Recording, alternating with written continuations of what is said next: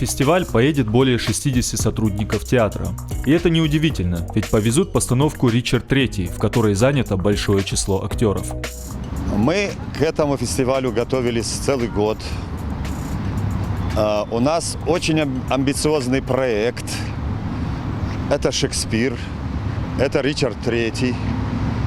Мы готовились долго, вложено немало средств и моральных, духовных, и материальных.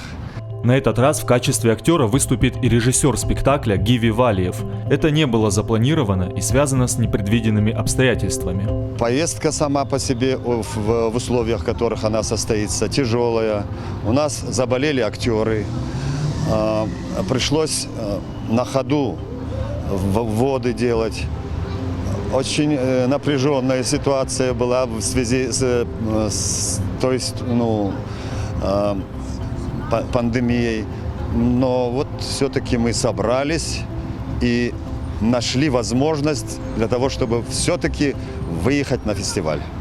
Постепенно все собираются. Реквизит и костюмы уже в автобусе. Путь предстоит не близкий. Перед каждым выездом обязательно бывает соблюдена традиция.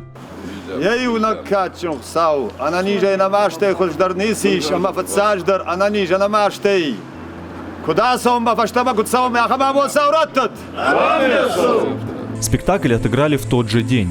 Публика на ура приняла наших артистов.